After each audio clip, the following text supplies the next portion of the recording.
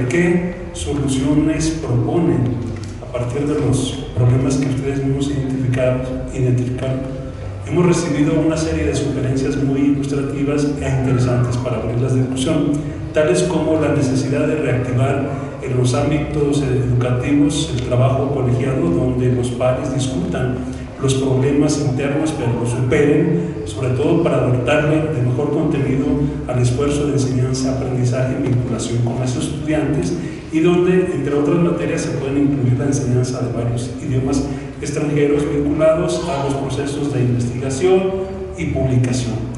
Otra de las sugerencias es dotar de sentido y de significado lo que se entiende por creatividad asociado al trabajo científico e investigativo, con particular énfasis en las nociones de innovación y aporte al conocimiento para solucionar problemas ahí donde los identifiquemos. Una tercera propuesta es resignificar el papel de la UAS en la sociedad a partir de la reactivación de sus actividades reconocidas como sustantivas, tales como la docencia, la investigación y la vinculación, pero siempre asociada con problemas sociales desde una perspectiva crítica y creativa, se nos ha insistido el día de hoy, y además de la adopción de las nuevas tecnologías necesariamente, que es la siguiente propuesta.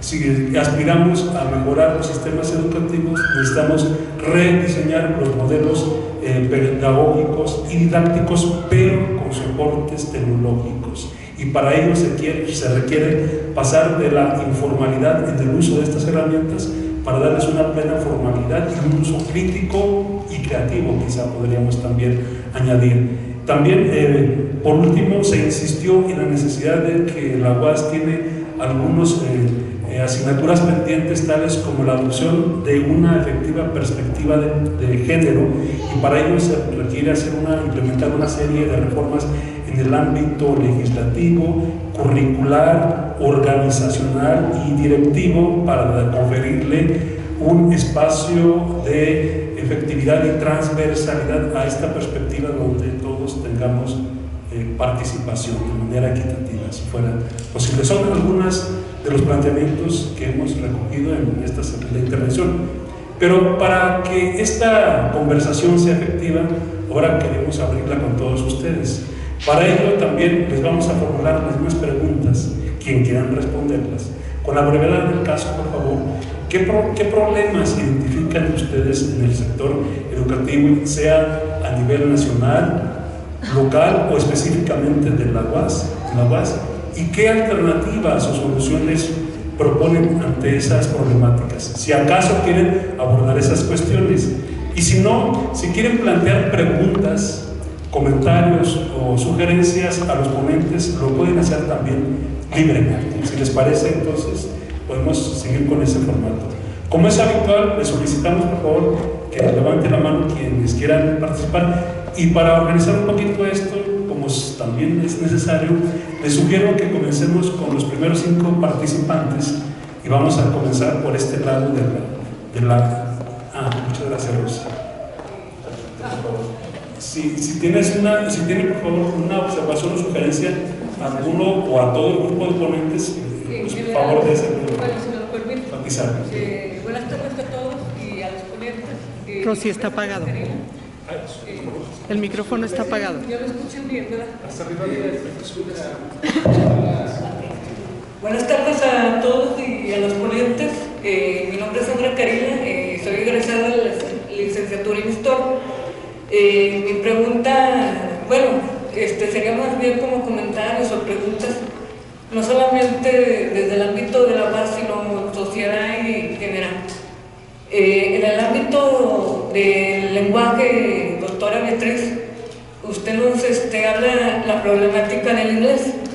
Entonces, también creo que existe la problemática dentro de un trabajo, porque incluso desde el área patrimonial, porque yo he encontrado que al momento de llevar un proyecto, por ejemplo, de ATAS o algo a instituciones gubernamentales turísticas, nos limitamos por el derecho de que no sabemos el inglés manejarlo y hablarlo. Entonces no nos toman en cuenta ni nos aprueban el proyecto.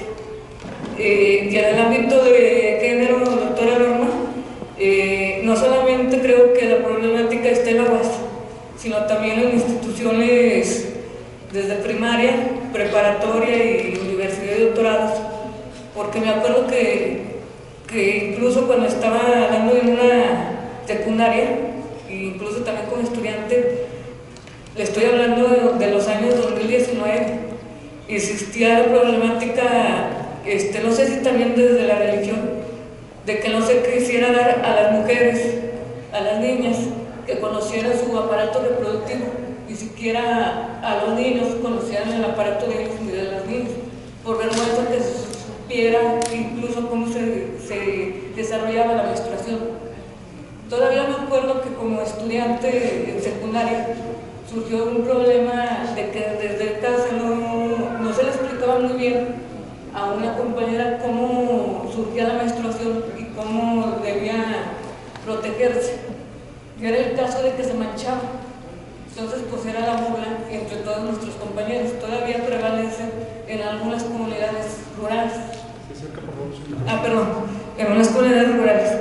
Y también eso de la violencia surge incluso en algunas comunidades rurales, en el momento de que se permite también lo que usted comentaba, en las niñas de mujeres, en el caso de envidia, en el caso de agresión por mujeres y también de discapacidad. Yo cuando estudié la licenciatura en Historia sufrí mucha bullying por parte de compañeras mujeres y de docentes. Entonces me gustaría que eso se planteara todavía en la UAS, porque no me gustaría que ningún compañero, hombre o mujer, sufriera esa especie de bullying en las instituciones de la UAS. No me acuerdo el nombre, pero de la doctora que habló acerca de las creatividades, el problema de la creatividad, sería más bien como pregunta. ¿Cree usted que la competencia que se plantea en cualquier nivel académico, por ejemplo de cuadros de honor, sea un obstáculo para que los estudiantes no tengan timidez de desarrollar su creatividad al momento de decir no alcanzo un 10 o estoy menso para realizar cualquier actividad, o así se me va a presentar y se me va a tachar con mis compañeros? Esa sería más bien mi pregunta, que si sería un obstáculo los cuadros de honor, los diplomas y las medallas, para uno como alumno mostrar su creatividad. Y para usted, que hablaba mucho de la inclusión, doctor, sería cómo agarrar la tecnología como una herramienta para las personas discapacitadas, en este caso para las personas que sufren de sordera, por ejemplo en el habla, que no escuchan a su profesor un comentario que les da timidez exponer un tema. Creo yo que la tecnología sería buena herramienta para, por así decirlo, sustituir con sus títulos la clase del maestro o lenguas de señas.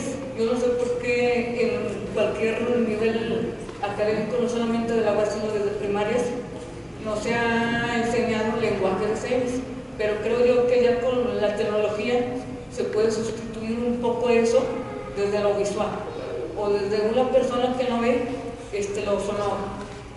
Eso sería mi planteamiento si hay obstáculos o algunas políticas. Y desde lo patrimonial, doctora Fabiola, sería desde el nivel desde primaria a preparatoria, bueno, más o menos desde secundaria. Yo me acuerdo que cuando estudiaba se nos enseñaba mucho aquí en el estado la materia de Zacatecas, pero actualmente por las políticas ya se omitió, incluso la historia prehispana. ¿A qué se debe ese obstáculo desde que las políticas, incluso Morena, hayan omitido el querer saber, en nuestro caso, desde la historia estatal, la historia zacatecana, desde lo nacional, la historia de México? Nada más serían esas preguntas. Muchas gracias. ¿Tienes más, por favor?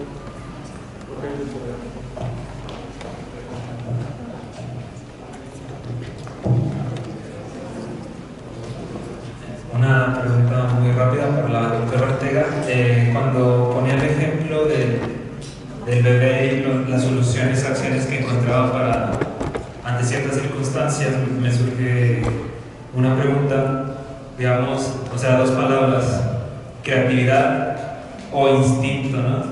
Y, digamos, ¿qué relación tiene cada una con lo nuevo, con lo no existente hasta un momento determinado, y la diferencia entre creatividad o instinto? Nada más. Buenas tardes. Quisiera hacer una pregunta a la doctora Hilda, al doctor Marcos y a la doctora Fabiola. Raúl Lenta Martínez, de segundo semestre. Mi pregunta surge a partir de que, viendo las interacciones de las tres comentarios que hicieron, noté o puedo ver algo en lo personal que, pues, creo que tenemos lo que se llama un individuo desapegado, tanto a su contexto como al lugar, que hace que a veces no patrimonialmente sea ajeno a él, siendo capaz de dañarlo o destruirlo porque no siente nada en alguna parte. Eso también lo veo de este individuo también en el internet, porque ¿a qué me refiero con esto? De que ellos están tan seguros que siempre va a estar el internet presente para ellos, que no se molestan en aprender y simplemente lo que ocupan lo buscan y no lo aprenden. Al igual, más con lo que es el chat GTP y luego de otras como Yondri, que no son inteligencias artificiales. Realmente lo que he visto es que son en realidad algoritmos que hacen que tengan sentido con nosotros, porque es la interacción de nosotros con la máquina. Y aquí lo que quiero ver, o lo que yo veo, es que estamos haciendo una distopía que algunos ya lo ven de hombre y máquina, porque dicen que estamos dando el trabajo de la imaginación, del arte a las máquinas con esos programas, y nosotros nos estamos desapegando para cumplir un currículum y adentrarnos a lo que serían las líneas de producción de cualquier tipo. Y yo mi pregunta que quisiera hacer, ¿ustedes en su experiencia ven que cambiaríamos esta perspectiva muy tarde o ya han visto algo como esto? Porque yo lo estoy viendo, por ejemplo, de que dos ejemplos de que los países, por tratar de tener medios de producción, están cambiando los currículums y estas personas ya no siquiera se meten en los problemas de su comunidad. O otro ejemplo es, y ya en más zonas, por ejemplo, Estados Unidos hicieron una huelga de escritores y los productores ya están haciendo que estos programas como ChatGPT hagan los guiones de esos programas. O sea, ya le están dando a las máquinas el trabajo creativo. Y esa es la pregunta. ¿Ustedes ven un panorama donde sí tendremos que cambiar, pero lo ven muy tarde, o aún hay tiempo para cambiar esa perspectiva que se tiene? Sería todo. Muy buenas preguntas.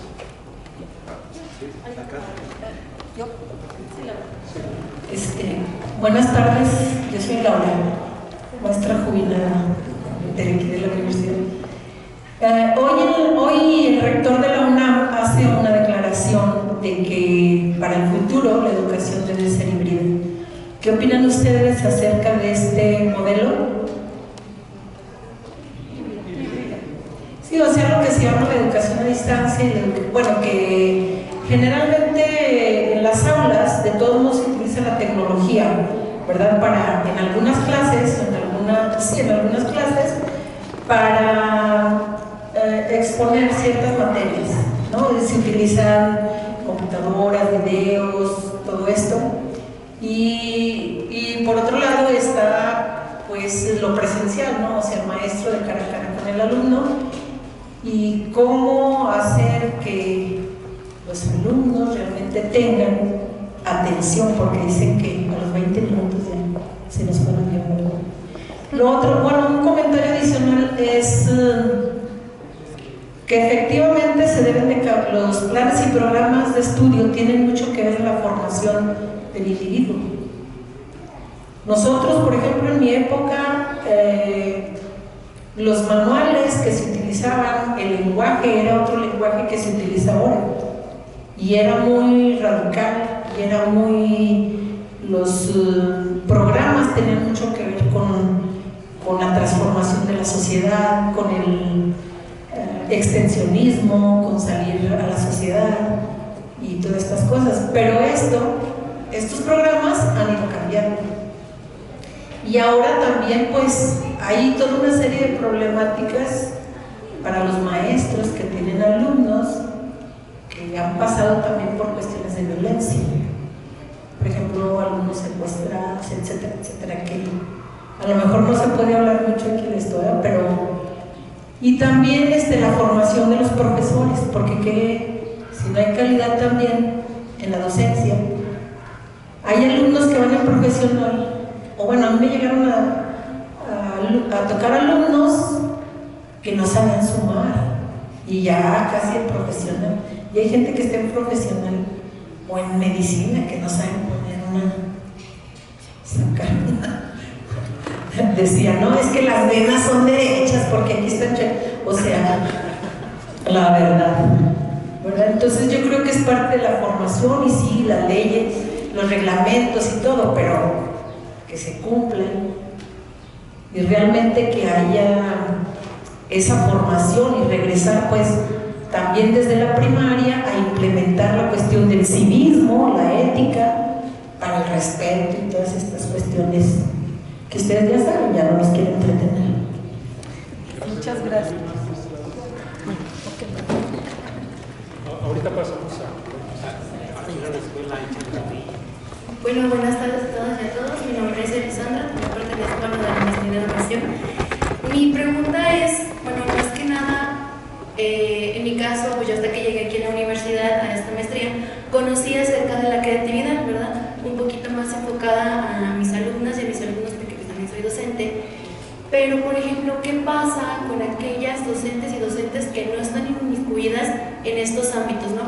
¿Cuál, doctora, podría ser una propuesta para que a todas las docentes y los docentes se les incluya en este proceso de creatividad, ¿no? De que no se queden estancados en el mismo programa desde hace 10, 15 años, porque pues creo que a todas y a todos nos han tocado maestros que no se han innovado y que no permiten que nosotras y nosotros como estudiantes generemos estos procesos de innovación. Entonces, ¿cuál podría ser una propuesta, en mi caso yo como docente, poder generar que mis compañeras y mis compañeros se inmiscuyan en este proceso de creatividad? Entonces, va más enfocado ahí, y eso es todo. Gracias. Muy bien, muchas gracias. A continuación, las respuestas. ¿Les parece si comenzamos ahora en el orden inverso? Doctora, la tomo por sorpresa. Sí, gracias. Voy a hacer un comentario general en torno a todo lo lineamiento, nada más de lo de género, porque nos dio para toda la mesa que comentó Sandra. Efectivamente, la violencia contra las mujeres, y de hecho la violencia en general, está al orden del día en México, en Zacatecas, en el mundo. Y si hablamos de Oriente, no acabamos. Esa es otra historia, todavía más lacerante. Nos falta hablar de violencia entre mujeres, de las feminidades tóxicas, como les llama América Luna Martínez. Es uno de los temas pendientes del feminismo contemporáneo.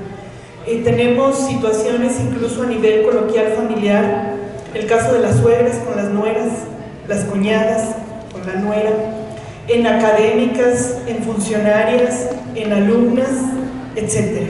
Entonces, es algo que está pendiente y que, dicho sea de paso, fortalece el sistema patriarcal. El sistema patriarcal que lo genera hombres, que lo generamos hombres y mujeres, nos quiere divididas, porque divide y vencerás, como decía Julio César. Entonces, es muy importante por eso el acompañamiento entre mujeres. Es una consigna del feminismo, de acompañarnos, de decir no estás sola y de apoyarnos. Pero también es complicado las relaciones entre mujeres. De pronto hay algunas identidades que son difíciles de sortear, ¿sí? Bueno, eso por un lado.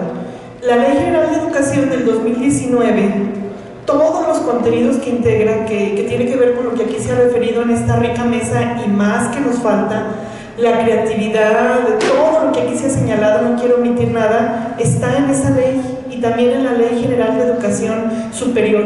Un lineamiento central es la sexualidad, denominada sexualidad integral, porque no por nada México está en el primer lugar de abuso sexual infantil y en embarazo adolescente. Yo parto de que cuando dos personas jóvenes que se inician en el ámbito sexual no están pensando en tener bebés, es solo que son personas analfabetas en el conocimiento de la sexualidad, que también tiene que ver incluso con una vida adulta. ¿sí? Y no se diga ya si hablamos de las personas que creen que la sexualidad únicamente se remite a la procreación, que no es tan solo un lineamiento del siglo XIX, ¿sí? El bullying es la violencia entre pares, entre iguales, lo que usted señaló tristemente y vergonzoso, cuando figuras docentes agreden al alumnado. Por eso se habla de violencias escolares, no es entre pares. Si una figura docente con su grupo se expresa peyorativamente de una persona colega, está violentando ahí y está dando un mensaje de currículum oculto impresionante, ¿sí? Y eso está presente también. Todas las personas que trabajamos en la universidad, en cualquier institución, de hecho, la Ley General de Educación habla de que hay varias personas que están dentro de los procesos educativos: el alumnado, papá y mamá o personas tutoras en el caso de educación básica, por supuesto profesorado, autoridades educativas y escolares, incluso comunidad que circunda estos procesos educativos, y todos ellos están involucrados en el ejercicio de las violencias. Y por último, efectivamente hay todo un legado desde diferentes credos. Algunos de ellos, sobre todo con los primeros 5 libros de la Biblia, el Pentateuco, hablan de una sujeción fuerte, férrea y vigente, no tan solo para el pueblo judío, sino para muchas personas que profesan el catolicismo o otras denominaciones cristianas como las evangélicas.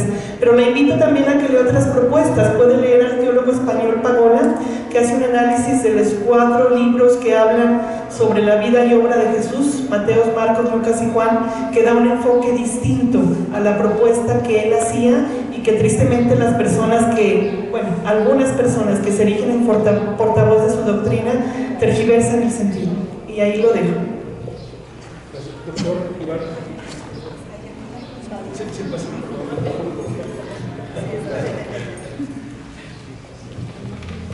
Gracias. Bueno, respecto a la pregunta de cómo la tecnología puede apoyar, bueno, sin duda la tecnología se puede convertir en un aliado, pero también en lo contrario.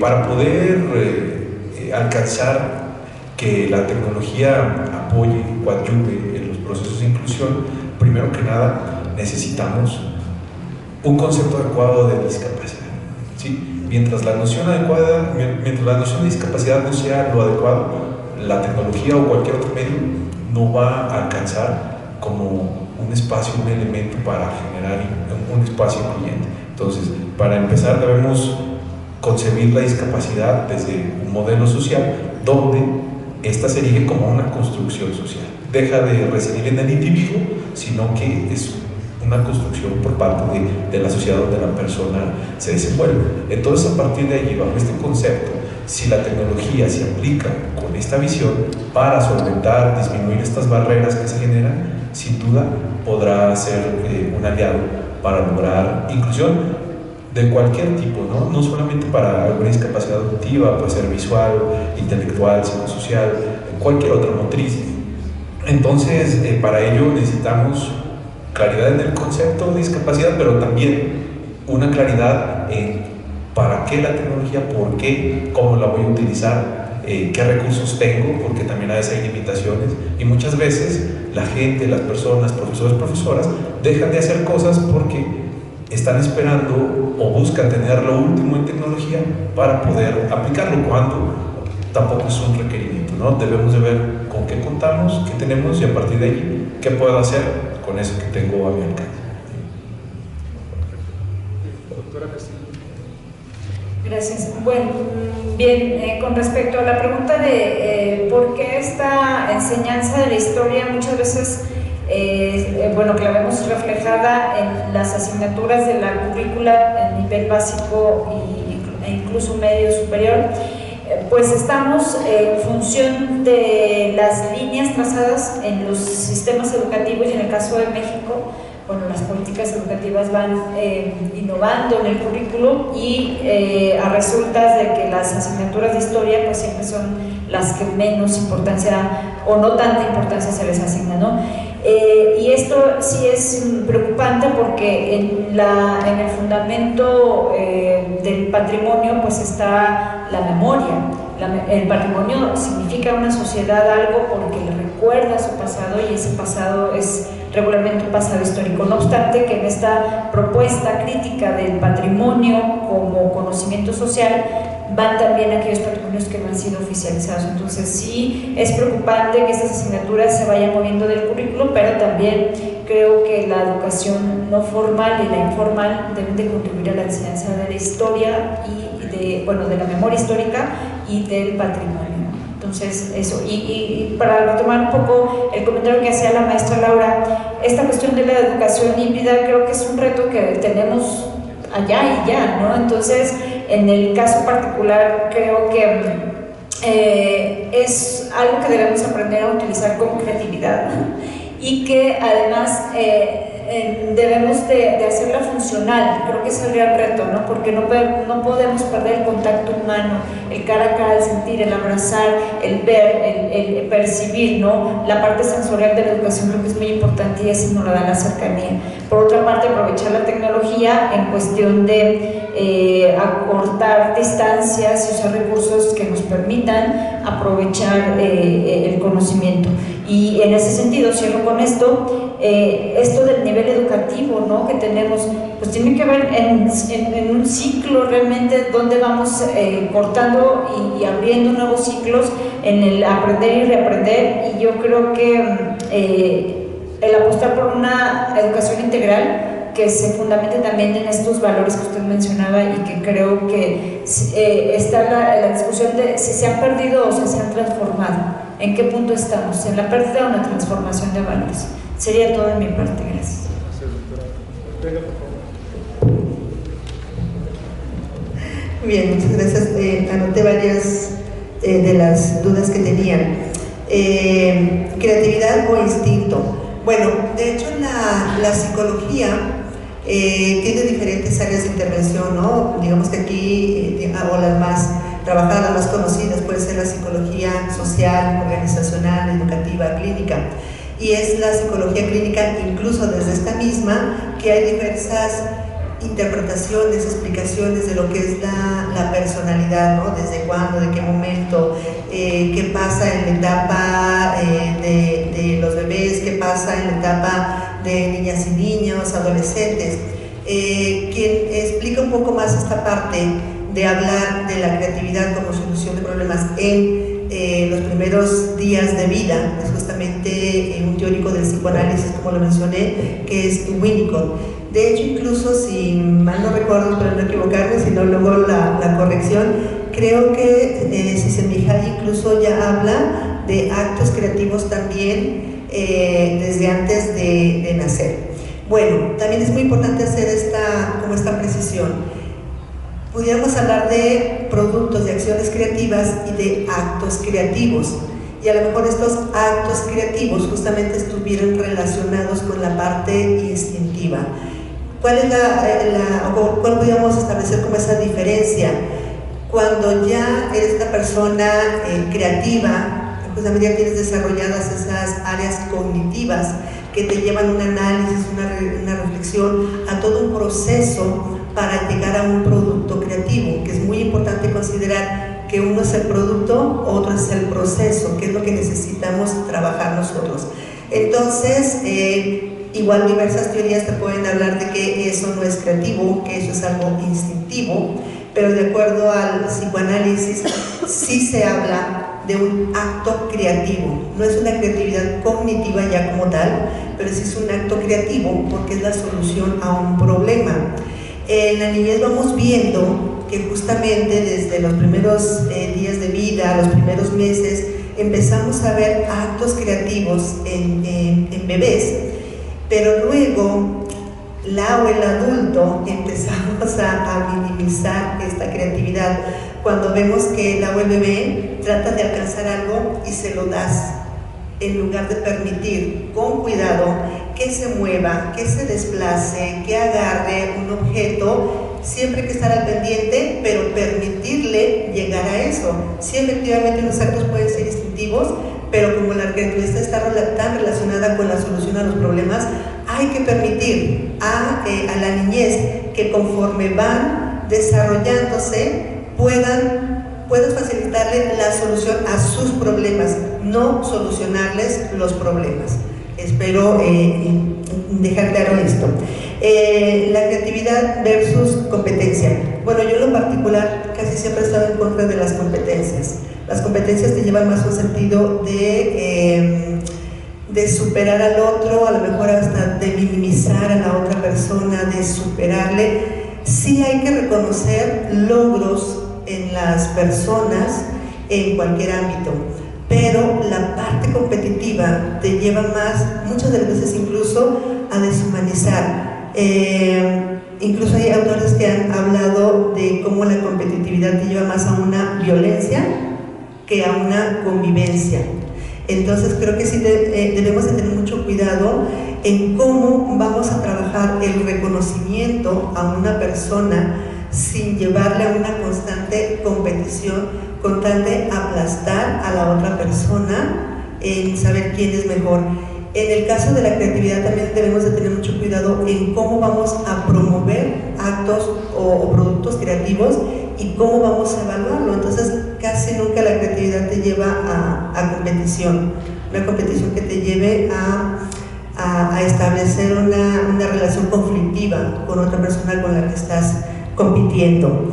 La parte que decía el compañero de estos algoritmos, que si aún estamos en tiempo para cambiar, la creatividad siempre está pidiendo cambios y que tenemos que estar trabajando con esos cambios.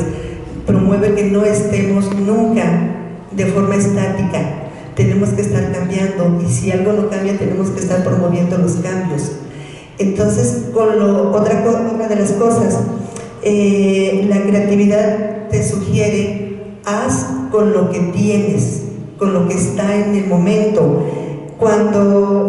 Y justamente relacionando con esta parte de la educación híbrida, que si es correcto o no, claro que es correcto.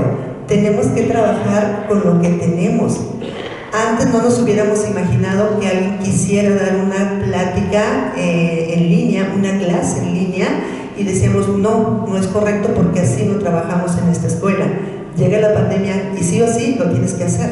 Entonces, ¿qué tenemos que hacer con los cambios que nos da la educación, que nos da la sociedad, o que nos da, por ejemplo, este virus que nosotros llegó? ¿Qué cosas tenemos que hacer con los cambios, incluso hasta de clima? ¿Qué tienes y qué puedes crear con eso que tienes? Entonces yo creo que es muy importante lo que dice la creatividad. Tienes que hacer con lo que hay, y esa es la facultad que tenemos como seres humanos. Tengo que crear con lo que tengo, poco o mucho. Entonces yo no veo nada de malo en la educación híbrida, me parece muy adecuada, porque justamente creo que esto, en lugar de separar, pudo unir. Recordemos que incluso en cuestión de la pandemia pues fue muy necesaria, por lo menos para estar comunicándonos hasta con la familia que vivía en la otra colonia, porque ni siquiera podíamos estar cerca en esa parte afectiva. Entonces sí es muy importante los cambios. ¿Qué hacer con ese cambio? ¿Qué voy a trabajar? Se vieron muchos ejemplos de docentes que trabajaron bastante su creatividad. Recuerdo el caso de una maestra que pidió a estudiantes hacer no sé qué figura o qué animal con material didáctico, y había un niño que no tenía nada a la mano, y fuera de su casa con la tierra agarró agua e hizo una figura allí en la tierra, en el lodo con el que él trabajaba, y envió su fotografía. Y esas cosas tenemos que aceptarlas. Sería injusto decir, no, tienes que haberlo hecho con plastilina, con colores, con tal material. No, hay que aceptar lo que la persona nos está proponiendo, más en el caso de la niñez, no ignorar, no limitar su parte creativa. Entonces creo que el aprendizaje híbrido tenemos que utilizarlo. O sea, justamente llegó la pandemia para que hubiera muchos cambios, fue una sacudida tremenda, y con esos cambios, ¿ahora qué vamos a hacer? Como alguien decía, que injusto regresar a lo anterior, quiere decir que entonces no aprendimos nada con esta pandemia, ¿sí? Por ahí una persona, a manera de broma, decía que nos vengan 3 pandemias más a ver si así entendemos. Esperemos no, pero sí tenemos que aprender siempre de los cambios que haya. Sé que a veces los cambios no son justos, los cambios nos duelen, pero siempre tenemos que cambiar, y si no hay un cambio, tenemos que promoverlo nosotros, justamente a partir de la creatividad. También a partir de la psicología, trabajar la parte emocional, por lo que decían de la situación de docentes, ¿no? ¿Qué tenemos que hacer? ¿Qué tenemos que trabajar? Muy importante, no solamente trabajar la creatividad, sino la parte emocional. Ahora me decías, ¿cómo hacer para, si ya conocí un poco la creatividad en esta maestría, ahora qué tengo que hacer? Pues creo que es muy importante, si ya conocí, utilizar esto que nos dice Saturnino, polinizar la creatividad. Ahora nos corresponde capacitar a docentes, capacitar a nuestras compañeras, nuestros compañeros docentes en esta parte de la creatividad, ya irles manejando qué sí es creativo, qué no es creativo, cómo podemos hacerlo. Y bueno, pues una de las formas es trabajar cursos un poco con forma de talleres, que será muy práctico, de manera tal que podamos entender todos esos conceptos, estas diversas teorías de la creatividad. Recién que regresé del doctorado en creatividad aplicada, pues igual como cuando alguien sale de la licenciatura, ¿no? Queremos cambiar el mundo, y propuse en el primer curso de verano para la UAS el curso sobre la creatividad aplicada a la enseñanza disciplinar de docentes universitarios, y pues sí tuve una gran audiencia de 10 personas. 6 eran mis amigos, mis compañeros de la licenciatura en psicología, y una que otra persona incluso de otras escuelas, y bueno, entendieron justamente lo que yo buscaba, que entendieran la creatividad de forma diferente, o más bien la forma como buscamos que sea, que la vivieran y que buscaran ya aplicarla, y que entendieran que sí somos personas creativas, pero sería entonces reproducirla ya que tenemos los conocimientos, y bueno, pues siempre el apoyo para que puedan impartir esa capacitación. Gracias, doctora. Sí, gracias. Bueno, pues muy rápido. Respecto de lo que señala Sandra de las convocatorias, es frecuente que las convocatorias que tienen que ver con cultura, en el caso del turismo también, pidan que la versión que se entrega en español se entregue también en inglés. Y creo que esto también es un reflejo o es una réplica de lo que en contextos internacionales se está haciendo. Pero creo que esto lo que hace es que desvela pues esa ausencia, ¿no? de conocimiento y manejo del inglés, que como lo decía hace un ratito, no es suficiente con meterlo en Google para Translator, ¿verdad? Para que nos ayude. Entonces creo que por ello la importancia pues que desde la educación, aprovechando que la tenemos desde la educación básica, pues se resuelva, porque finalmente ahorita o a la mayoría de quienes son bilingües, sí, una parte importante de ellos y de ellas lo son porque entraron a un instituto de idiomas que les preparará en ello, ¿no?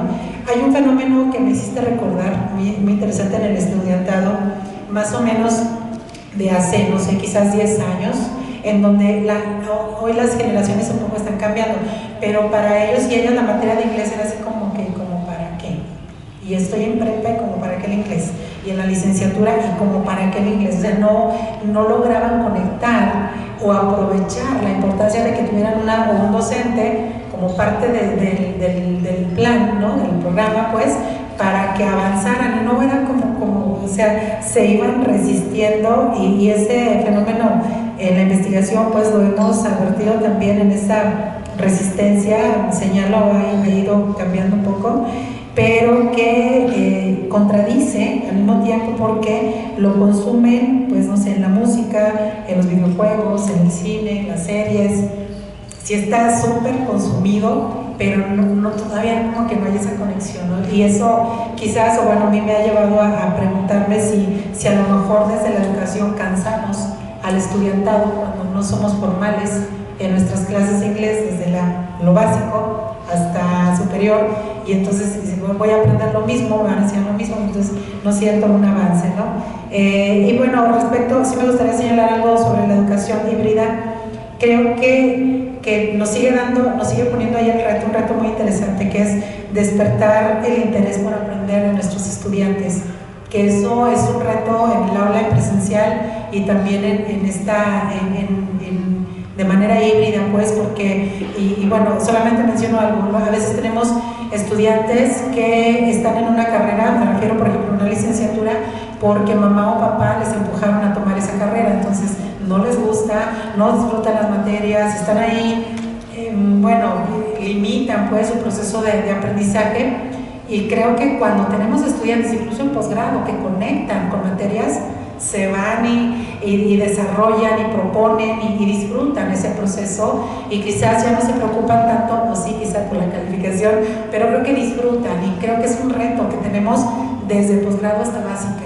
Hay que disfrutar la escuela, en vez de decir, vemos a niños, niñas que están súper emocionados con la mochila para entrar el primer día a clase, y nada más ese día es el único que disfrutan porque el siguiente ya no quieren regresar. Creo que ahí queda mucho por reflexionar.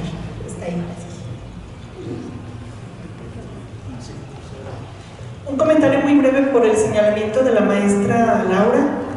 En lo particular prefiero de 1 a 1000 las clases presenciales. La doctora Fabiola ya habló de todas las bondades, pero me parece muy valioso todo lo que dijo la doctora Hilda, el doctor Marcos en torno a esto. Nada más decir que también, aparte de lo que ya se señaló, el darle un clic y que te permita poder tener una conferencia, una reflexión con una persona académica que no lo puedes traer físicamente, ¿no?, por los recursos económicos de las universidades. Y también las participaciones en los congresos, que siendo híbridos o virtuales, lo mismo, por cuestiones económicas y también por los tiempos tan complicados que tenemos en las agendas laborales, eso da una gran facilidad. Entonces, pues sí, llegó para quedarse, pero también hay que formarnos, hay que actualizarnos, porque habemos docentes que en la pandemia aprendimos muchas cuestiones de tecnología que desconocíamos porque tuvimos que hacer. Nada más. Pasamos a la segunda y última ronda de intervenciones. Por cuestiones del tiempo programado para esta sesión, tenemos que solicitar que sus intervenciones, las preguntas y las respuestas sean un poquito más breves, por favor, en la medida de lo posible. Quienes quieran tomar la palabra, por favor, adelante.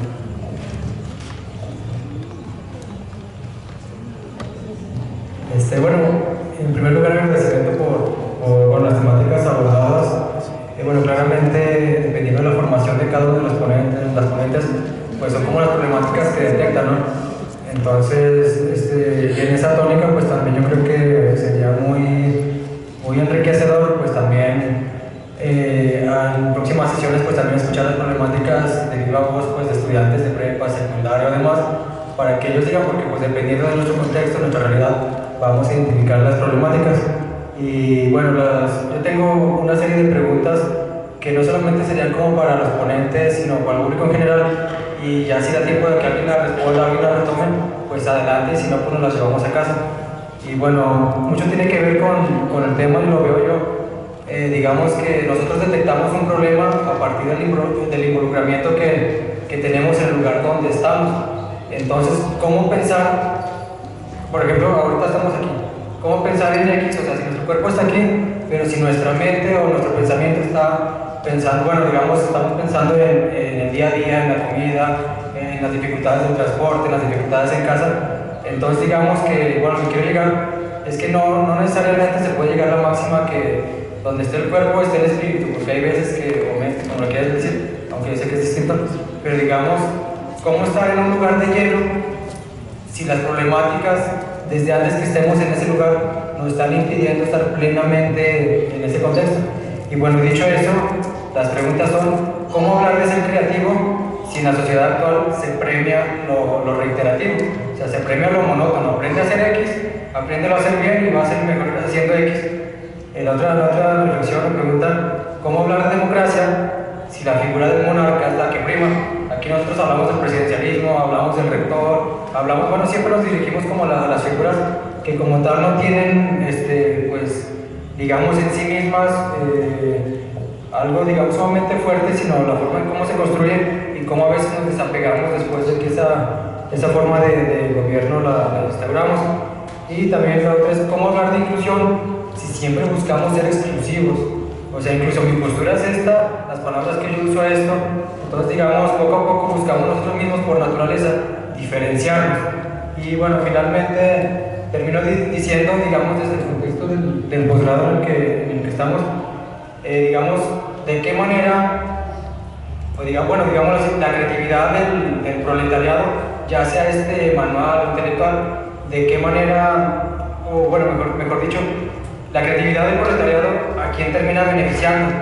O sea, digamos, uno puede hasta cierto punto innovar, pero la sociedad en la que está inserto, pues esa creatividad, esa innovación que se tiene, digamos, al final de cuentas puede ser que a la larga pues termine, digamos, instaurándose o creando algún producto, algún procedimiento o una metodología, no lo sé, que incluso llegue a ser más, a que nos conduzca a una sociedad más injusta, por decirlo en una palabra. Y bueno, sería todo eso. Gracias, René. Por favor, digan su nombre para que todos los podamos reconocer. Hola, buenas tardes, Gamaliel. Yo les diría una mirada reflexiva dentro de la misma universidad. La doctora hablaba de copiar y pegar, y en este sentido, ¿qué mecanismos tiene la universidad para evitar precisamente esa práctica? En 2015 precisamente surgió un caso muy controvertido de una dirigente sindical que precisamente se tituló de maestría en educación con una tesis que, según, y ustedes comentarán si no es así, no cumplía con los requisitos específicos de un programa, porque en gran parte se debió a esta técnica de copiar y pegar, pero tuvo un comité a modo, el secretario de Educación Media Superior, es director de la UPN, es director de misma docencia superior. Entonces, en ese sentido, ¿cuáles son las herramientas que la UAS tiene para blindar estas prácticas? Y que no por ser una figura de política relevante, un empresario, se le dé cabida en un espacio académico y solo por esta figura tener ciertas ayudas, digamos, o una mejor palabra, ayudas a estos personajes. Eso por un lado. Y otra, ya más bien rápido, se habla de la necesidad de una nueva currícula dentro de la universidad. No lo discuto, lo que sí les pregunto es, ¿se van a poner de acuerdo? Todos sabemos que la universidad, y lo conecto con lo que hablaba la doctora, dicen que el ambiente laboral dentro de cualquier empresa es pues incómodo, violento. Dentro de la misma universidad se tiene totalmente ese mismo ambiente. Hay profesores que llegan y entre los mismos centros no se pueden ver ni dialogar el uno con el otro. ¿Por qué? Porque simplemente no se pueden ver. En ese sentido, hay incluso un programa, la compañera de historia sabrá mejor, pero su reconocimiento de calidad precisamente por esta disputa entre los universitarios. Entonces, ¿cómo hablar, como lo mencionaba la doctora, con gente civilizada entre pares? Son la sociedad más preparada, creo yo, del Estado. ¿Cómo dialogar entre pares y dejando de lado esta guerra sucia? Hoy son las elecciones del sindicato y todos vemos la guerra sucia como está. Entonces, ¿cómo hablar entre pares y sobre todo cómo condenar la violencia dentro de la universidad? Una noticia a nivel nacional del fútbol, donde la universidad se vio inmiscuida y nadie condenó esa violencia que fue totalmente reprochable, y por X o tal razón se trató de callar el problema y no se comentó. Eso sería todo. Gracias.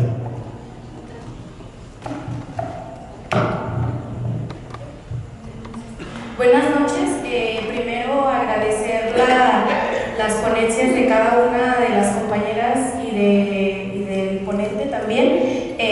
Mi pregunta es un tanto encaminada a lo que mencionaba la doctora Norma. Estoy de acuerdo que es urgente no solo que se transversalice la perspectiva de género en la universidad, sino que también empecemos a hablar de feminismo. Creo que todavía es un tema que se trata de manera muy discreta. Yo creo que el género como categoría es muy importante, es necesario, pero también me gustaría que comencemos a hablar de feminismo y de interseccionalidad. Bueno, en este caso a mí me interesa preguntarle a la doctora, y por la trayectoria y experiencia que sé que ella tiene dentro de la universidad, ¿qué condiciones reales ve usted para que esta agenda pueda caminar? Creo que las violencias dentro de la universidad son una realidad que se ha visibilizado más, hay que decirlo, la violencia siempre ha existido. Creo que la lucha feminista ha hecho su trabajo y lo sigue haciendo dentro de la academia, dentro del activismo para visibilizar las violencias, pero también veo una resistencia dentro de la Universidad Autónoma de Zacatecas, no solo para implementar o transversalizar la perspectiva de género, sino también para aceptar otros modelos o normas que, como decía la doctora, ya son una obligación. Por ejemplo, la paridad de género, ¿no?, que es un mandato constitucional y que no tenemos eso en la universidad por una resistencia o porque se habla de cierta autonomía.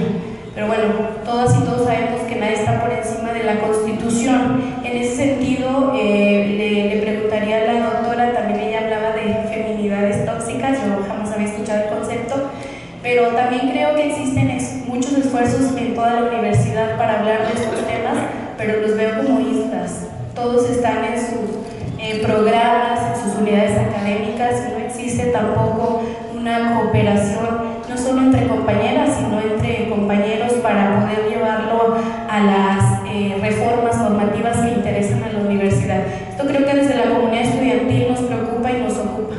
La urgencia de un protocolo que sea desde la base estudiantil, docente y en sí de todos los sectores, y que no sea construido desde el escritorio, ¿no? Esa sería mi participación. Gracias. Yo quería reaccionar un poco sobre algo que se ha hablado en varias de las expresiones sobre el tema de la tecnología. Es un tema que a mí me interesa mucho, sobre el cual he trabajando mucho tiempo. Y yo quería invitar, yo sé que a veces hay una tendencia a ver como la tecnología desde un fetiche como si fuera autónomo de lo que pasa en la sociedad, ¿no? Como si fueran círculos de innovación que de repente tienen lindas ideas y vienen, y de repente que la tecnología cambia la sociedad, cuando en realidad es lo contrario, ¿no? En realidad la tecnología se basa sobre prácticas sociales, tanto de conocimiento como realmente de práctica hasta manual, y en nuestro caso de enseñanzas y de pedagogías, y es sobre eso que se crea herramientas como el ChatGPT o la inteligencia artificial de lo que estamos hablando. Y ahí a mí me parece que hay dos cosas que surgen y son interesantes, que nos interpelan, ¿no? La primera es que si es que es posible que estas inteligencias artificiales vengan a interrumpir con tanta fuerza en nuestros procesos educativos, es porque ha habido un desarraigo del conocimiento y del proceso pedagógico de los territorios, de lo que pasa en nuestros territorios. Es decir, nosotros podemos encontrar mallas curriculares que pueden coincidir en China, en Ecuador, en Chile y en Zacatecas, y estamos evaluando ciertamente los mismos conocimientos en cierto momento, porque ya no hay enlace con el territorio, ya no hay la contextualización de qué está estudiando una universidad en relación con la transformación del territorio. Es lo que hace que estas herramientas de inteligencia artificial puedan coger bases de datos de todo el mundo, mezclarlas y que sea todavía relevante en procesos educativos nuestros. Entonces ahí yo creo que hay un primer desafío que surge para nosotros de repensar la universidad y su conexión con el territorio, ¿no? Yo estoy seguro que si ponemos de ChatGPT un tema de educación relativo al desafío en Zacatecas, el ChatGPT no va a poder resolverlo tan fácilmente que si lo hacemos de una forma abstracta, que es lo que busca ciertos procesos educativos que tratan de universalizar ciertos tipos de conocimiento que son funcionales para acumulación de capital globalizado, pero no a nuestras problemáticas locales, ¿no? Y eso va ligado al otro problema que yo creo que tensiona el tema de la tecnología, que lo mencionó uno de los docentes, ¿no? Que es los procesos. Finalmente, si es que estas tecnologías son capaces de ponernos en dificultades, es porque estamos inmersos desde hace mucho tiempo en procesos que van únicamente a hacer los resultados, como ya se mencionó, en el cual los procesos son invisibles, lo que cuenta es el resultado. Y yo creo que ahí estas tecnologías, al basarse sobre esos procesos educativos, vuelven a ponernos a nosotros, a la comunidad universitaria, en el desafío de retomar largas luchas que no surgen con las tecnologías, sino que son luchas históricas de educación popular, de educación emancipatoria, de educación colectiva, que no es esta competencia de la que estamos hablando, ¿no? Entonces yo creo que la tecnología, finalmente, más que analizarla como algo externo, algo contra lo que tenemos que luchar o adaptarnos, más bien nos vuelve a poner a nosotros en la lucha de, como parte de una comunidad académica, qué es lo que tenemos que transformar entre nuestras relaciones y nuestros procesos educativos para que esas tecnologías ya no se basen sobre la competencia, sobre el desarraigo del territorio y ese tipo de cosas, sino que más bien vayan surgiendo otras prácticas, ¿no? Es interesante a mí la tecnología como que vuelve a traer a la mesa disputas que ya teníamos 50 años dando sobre cómo tiene que darse la universidad. Y ahí, para terminar con esto, la pregunta sería, todas estas cosas suenan súper lindas, pero en la estructura actual de la universidad, ¿qué amplitud tenemos nosotros para generar nuevos procesos educativos colectivos? ¿Qué amplitud tenemos nosotros para hacer real vinculación con el territorio? ¿Y cuáles podrían ser las disputas que demos nosotros, ¿no? Para esta educación más emancipatoria, digamos?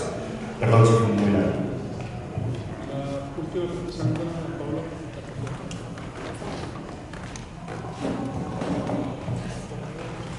Sí, gracias. Mi nombre es Paola Guerrero y pues ya vamos a un comentario más bien muy breve.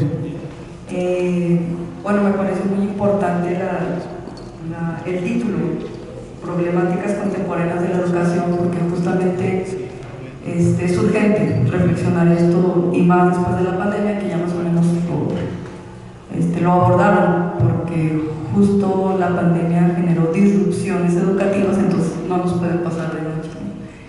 Eso por un lado. Por otro, también se me hace muy importante el espacio de docencia superior, en particular de la unidad académica, perdón, del programa de la maestría, porque sí creo que toda la universidad es el espacio para venir a reflexionar sobre los problemas educativos en y desde el aula. Y bueno, mi interés investigativo es básicamente, y el doctor Martel lo sabe, que fue mi asesor de tesis, ¿por qué no vertimos todas estas ideas y todos estos planteamientos, todas estas líneas, aprovechando el momento coyuntural que estamos, digamos, como en una fase inicial de la reforma universitaria, que si bien esto es importante, no solo urgente, sino importante, tocar el tema del modelo académico, porque creo que vendría muy bien incluir todos estos elementos, todos estos planteamientos para que sea pues más pertinente, como lo mencionan la creatividad, la tecnología, la inclusión, la perspectiva de género, la cultura de la paz. Entonces yo creo que para que no quede como tan abstracto, podríamos como ahora sí que cristalizarlo en un producto que como universitarios podemos y creo que debemos hacerlo, insisto, aprovechando este momento coyuntural. Gracias. Muchas gracias. Indiscutiblemente todas las intervenciones han sido muy ricas y concitan una reflexión reposada y larga, pero en el ingrato papel que me corresponde jugar en esta noche, me veo precisado a solicitar su contribución para que las respuestas tengan ese tono de brevedad, si les fuera posible. Comenzamos, doctora, ¿qué le parece? Gracias. Bueno, muy rápido porque ya nos dijeron, ¿verdad? Quiero hacer un comentario general de algo que comentó Camaliel, espero haberlo dicho bien, y bueno, voy a ligar con la valiosa aportación de Margarita. Sinceramente desconozco el caso del 2015, no puedo opinar al respecto porque no lo conozco. Nuestra maestría surgió en el 2018, a la fecha llevamos 5 generaciones y le puedo comentar aquí lo que hacemos en torno a la anécdota que usted nos comenta.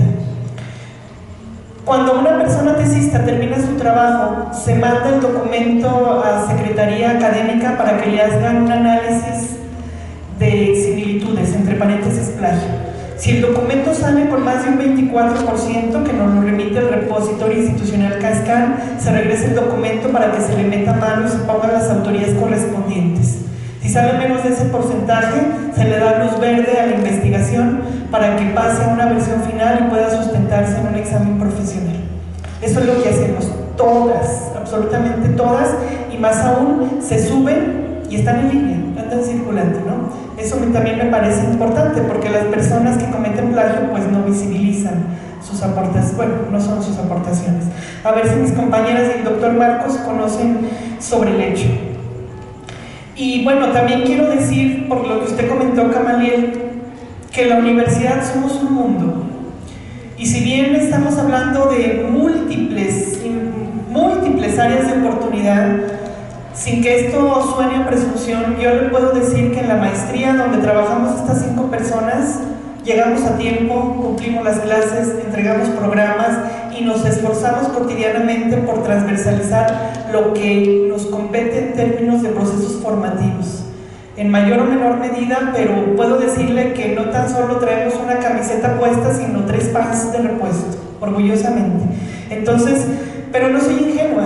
Tristemente también veo otras situaciones. Me gustó lo que se propuso aquí, ojalá que en el contexto del 23 de mayo, estas personas que tuvieron a bien organizar esta actividad ahora sienten acá de este lado estudiantes, porque efectivamente falta esa mirada tan importante, ¿sí? Así como puedo presumir orgullosamente de esas fortalezas en esta maestría, también pudiera hablar de múltiples cosas en otros programas que he visto, ¿no? Como los que usted mismo señaló, que a veces ni entre pares se hablan, por ejemplo, o no tienen clases, como en muchas prepas de nuestra universidad y otros programas. Lo dejo ahí porque no acabo. En torno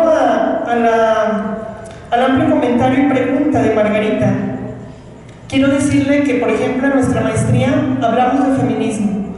Y aquí están mis alumnas, pero se me hace que algunas ya se fueron por el tiempo, y alumnos también, porque también entran hombres a estas asignaturas. Bueno, ahí está Eunice, por ejemplo, ahí está también nuestro compañero Armando, y hacemos también feminismo. Por ejemplo, yo quiero presumirle que a partir del 2021, en nuestra maestría, las actas profesionales salen con el sexo de la persona que sustenta el examen.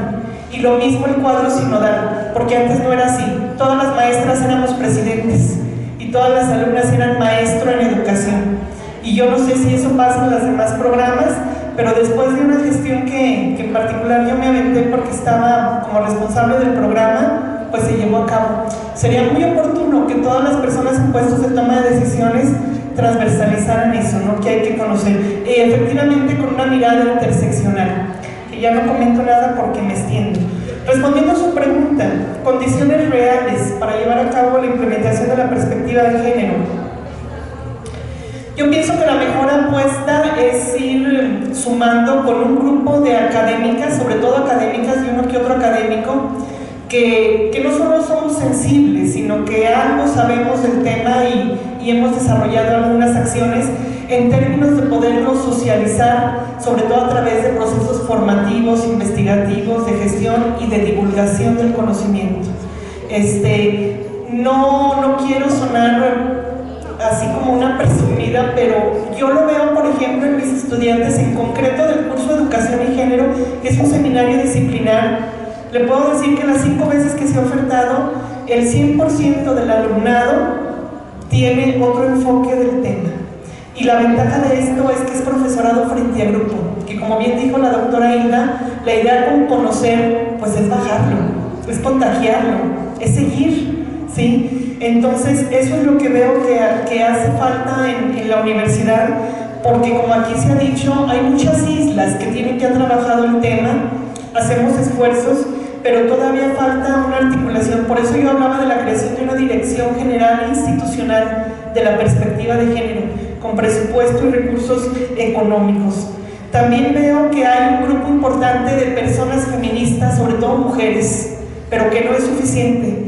No llegamos todavía a lo que han hecho la Universidad de Querétaro, la Metropolitana, que tomaron las instalaciones por acoso que sufrieron. A lo más que llegamos fue un paro en preparatoria 4, y no estoy diciendo que se hagan paros, qué lamentable esto, ¿no? A lo que estoy diciendo es que eso habla también de una formación en estas temáticas, ¿sí? Es la única manera. Es como cuando las personas feministas, que tampoco estoy de acuerdo con ello, dañan el patrimonio, por todo lo que ya dijo aquí la doctora Fabiola, ¿no? Pero a veces es la única manera en que se voltea a ver este tipo de situaciones, y como bien dijo la doctora Hilda, nos compete en toda la sociedad. Veo que esto, pues, es una voluntad política. La cuestión de la equidad y la igualdad sustantiva es un asunto de poder, ¿sí? Y sobre todo es algo que tiene que ver con lo que dije en mi primera aportación, y con esto termino. Necesitamos cambiarle el chip a la gente, porque hay instrumentos internacionales, hay normativas nacionales, estatales, y porque esto no cambia, porque necesitamos educar en otra línea. Si llegan a mis aulas estudiantes no socializados en una perspectiva de género, debe de ser mi función como figura docente, aunque no sea formada la materia de género, puede ser la clase de matemáticas, pero puedo revertir eso a partir de una actuación. pero no tenemos esto todavía en la universidad, como muchas otras ausencias. Hay que conocer, hay que llevarlo a cabo y hay que formar estudiantes empoderados y empoderadas para que lo demanden y puedan tener un impacto social. Pero ahí la llevamos, vamos poniendo granos de arena en el inmenso desierto. Doctor Castillo. Gracias. Bueno, yo me voy a enfocar netamente en una de las preguntas, para no abarcar tanto tiempo, en la que hace el compañero, que me parece muy interesante. Realmente creo que es una pregunta, una reflexión que sin duda da para debatir, socializar, conversar, largo y tendido, como se dice. Y bueno, igual es un tema que me apasiona. Y en efecto, creo que hay un desarraigo dado por la tecnología, pero es bien interesante cómo lo que podemos encontrar en ChatGPT inclusive nos brinda información de Zacatecas puntual. Algún compañero puso qué alternativas tiene Zacatecas para mejorar el desarrollo social, una cuestión así, ¿no? Y les dijo que la economía de Zacatecas se basa en la minería, necesita diversificar, etc. Entonces, lo interesante de este chat es que pues tiene acceso a una cantidad enorme de información de todas partes, ¿no? Global, pero también local. El punto está, me parece más que nada, en quienes tienen el control de estos elementos, ¿no? de esta tecnología.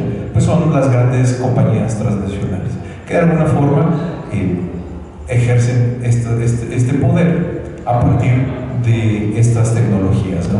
Entonces, lo que se busca o lo que se brinda a partir de los resultados, por ejemplo, de un chat, posiblemente ya sean respuestas sesgadas, inclusive censuradas por la propia inteligencia artificial, ¿no? Entonces no nos va a dar posiblemente una visión ni una perspectiva crítica de lo que buscamos. En este sentido, justo una alternativa para poder trabajar desde los distintos niveles educativos es lo que comentábamos, dejarnos de enfocar en el resultado y evaluar los procesos, ¿no? Ese proceso crítico, ese proceso de abstracción que la tecnología aún no puede hacer y todavía pinta para un buen tramo de tiempo y que lo logre.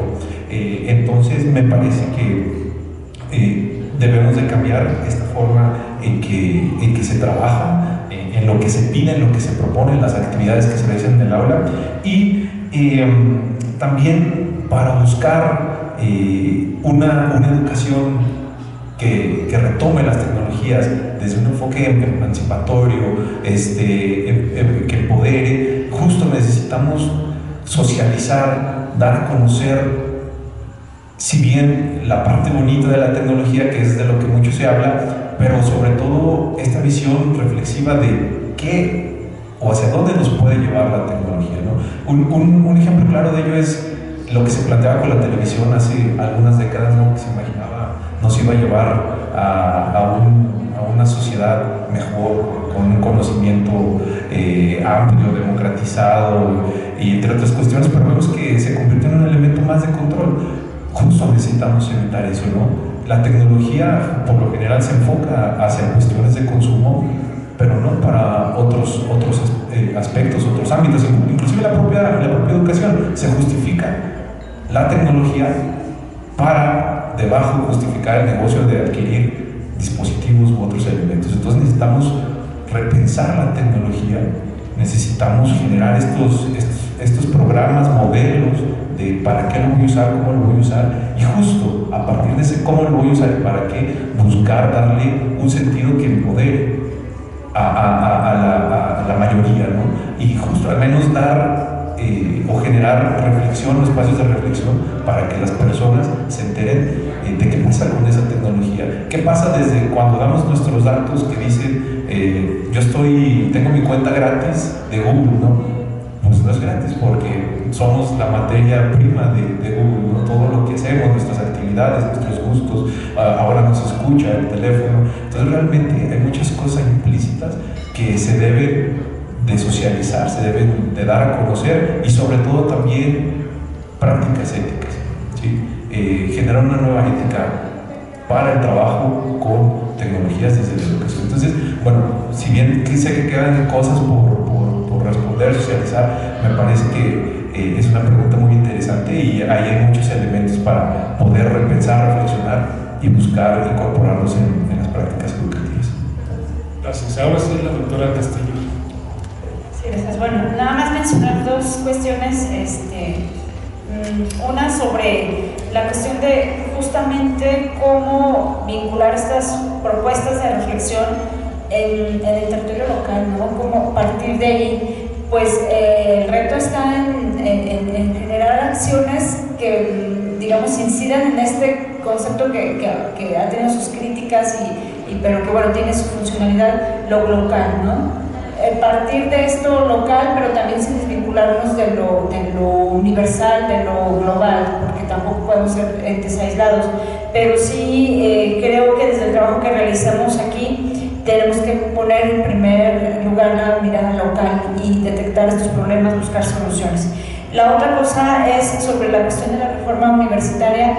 Pues digo, aquí está presente el doctor Raúl, esta figura tan fundamental para la reforma universitaria y que, bueno, ha gestionado todas estas acciones en favor de este proceso que no ha sido nada fácil y que pues se van caminando, y desde luego que somos materia dispuesta a contribuir en ese engrandecimiento de nuestra grandeza. Y pues, doctor Raúl, ya escuchó las propuestas, es de que estamos aquí apuntadas. Y sería todo, agradecerles la atención y muchas gracias a mis compañeras y compañeros de mesa. Doctora Hilda Ortega.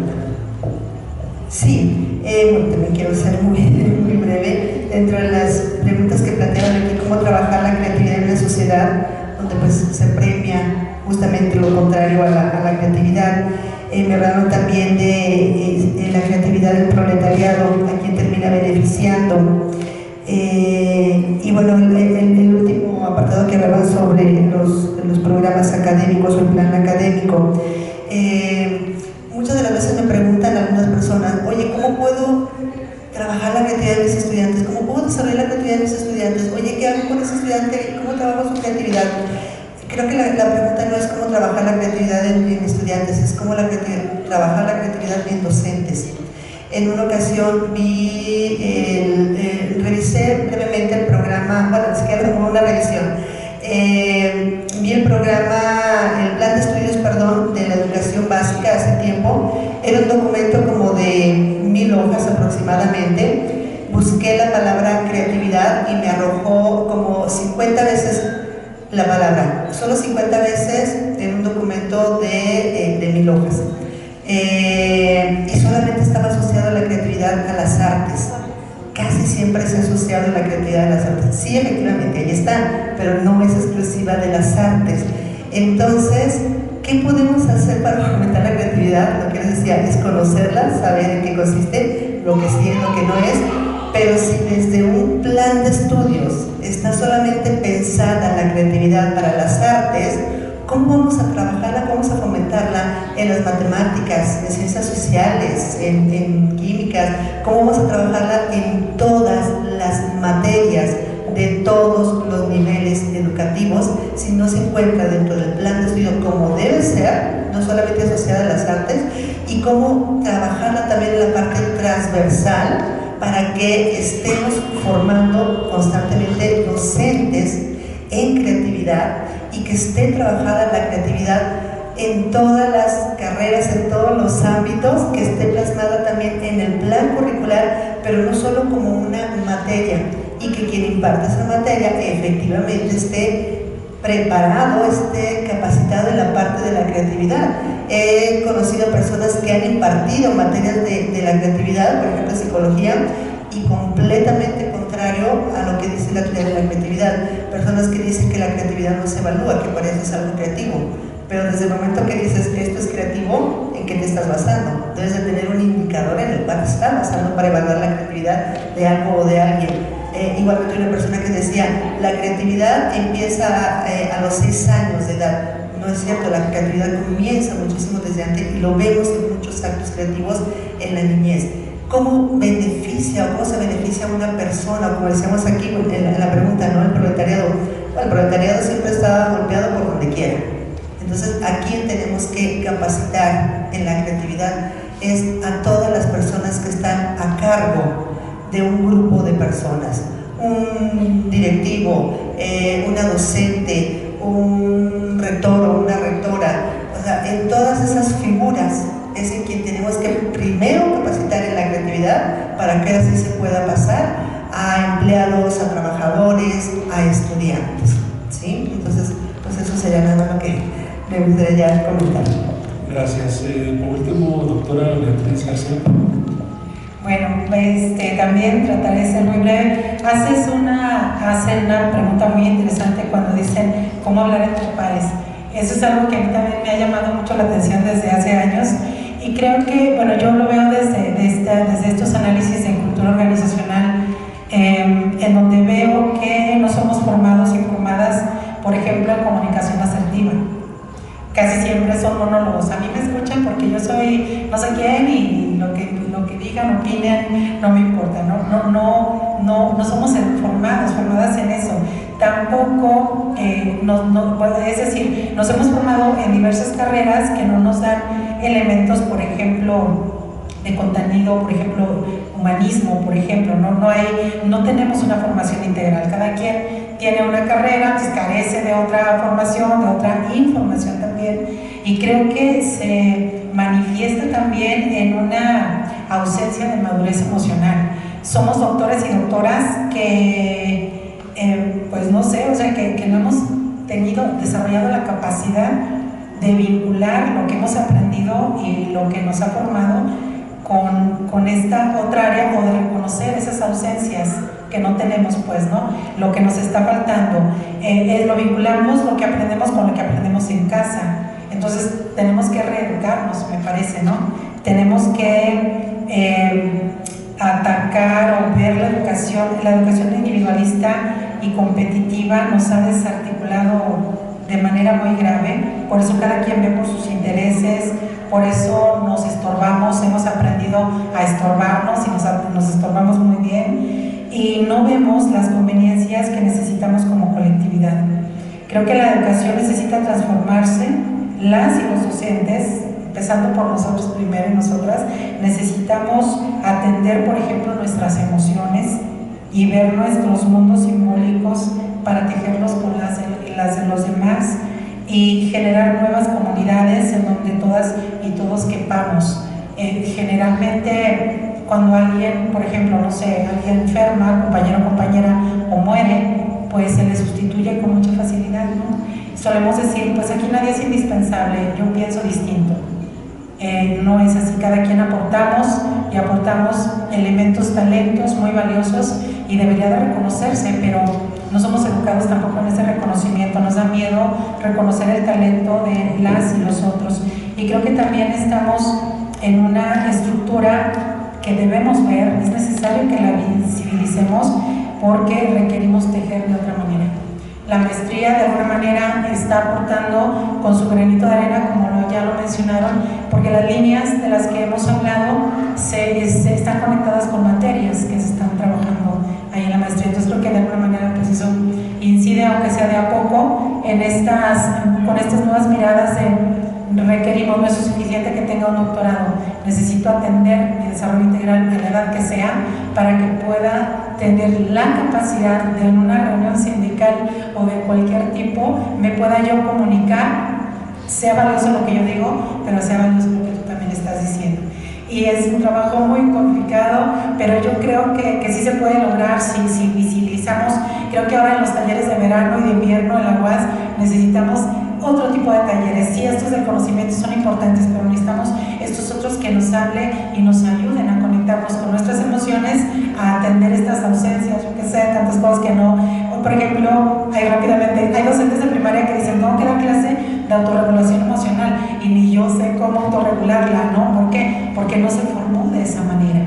Entonces eso se está viendo en una sociedad que está manifestando pues de muchas maneras que la educación sí es un vehículo muy efectivo, pero tenemos que volver a tejernos. Hasta ahí, gracias.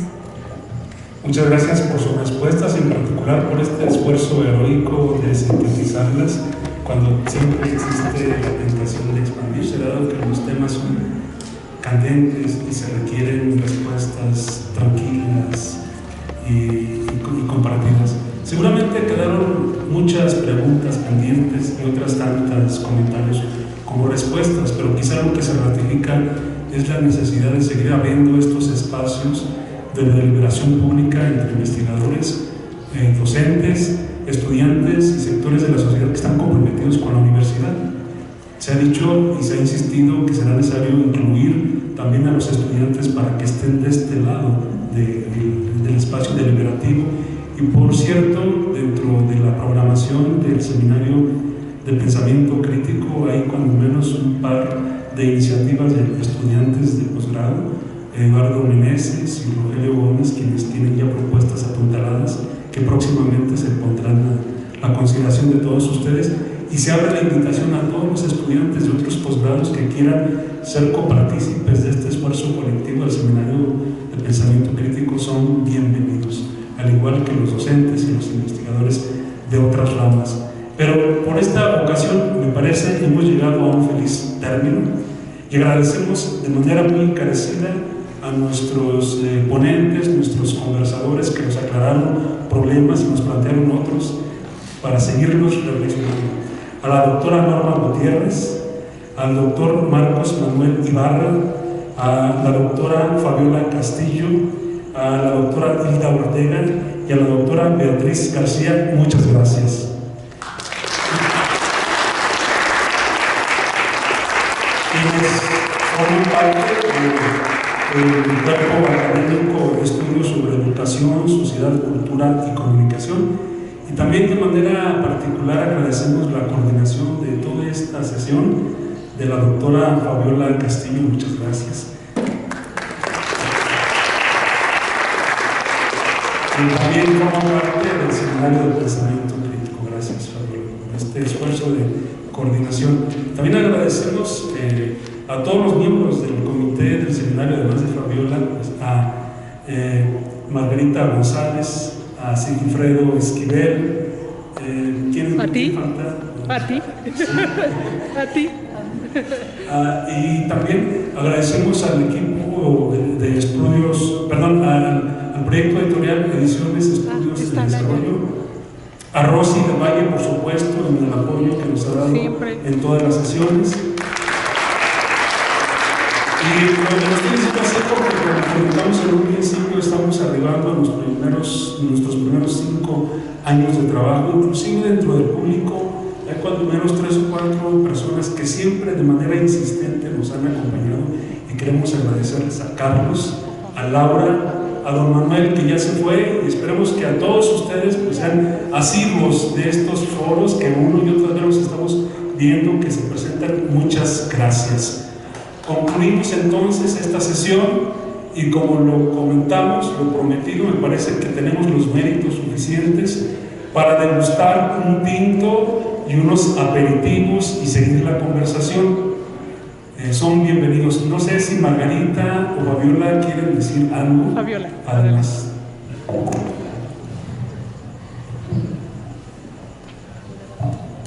Pues gracias. Solamente agradecer a todas las personas que nos han acompañado en las sesiones de diversas temáticas y que, bueno, suman a este compromiso de nuestra gran Universidad Autónoma de Zacatecas por encontrarnos frente a frente y estrechar el brazo de nuestra sociedad, ¿no? Y es a quien nos debemos. Y pues gracias por estar hoy en este 5º aniversario, a mis compañeras de la maestría y compañeros de la maestría en Educación y Desarrollo Profesional Docente, a ustedes que formaron este público tan bonito y por compartir pues estas inquietudes que ya tendremos oportunidad de seguir, sobre las cuales seguir deliberando. Muchas gracias. Buenas noches.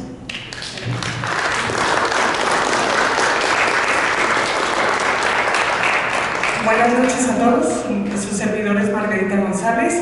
Bueno, solamente para agradecerles su presencia y por su asistencia, pues como dijo el doctor Humberto, muchos han sido asiduamente, ¿no? Pero también quiero invitarlos para el próximo domingo. Tenemos un ciclo de cine foro, es un cine foro, va a ser en la Cineteca Zacatecas a las 5 de la tarde. Se va a presentar el documental Yenin, pero también va a haber una discusión sobre la temática referente a Palestina, donde nuestro compañero Eduardo Meneses va a hacer una discusión al respecto, ¿no? Entonces están cordialmente invitados en la sala, perdón, se me olvidó, Antonio Aguilar. Perdón. Perfecto. En la sala Mauricio Magdaleno, 5 de la tarde, próximo domingo, domingo 14 de mayo. Muchas gracias. Buenas noches. Es que estaban escondidos, pero ya está Gloria, Selene, Jonathan e Israel, a quienes también agradecemos. Son el proyecto editorial y están compartiendo con todos nosotros las comunicaciones. Entonces, pues todo esto es a la salud de todos quienes estamos vivos y discutiendo, y que siga para adelante. Gracias.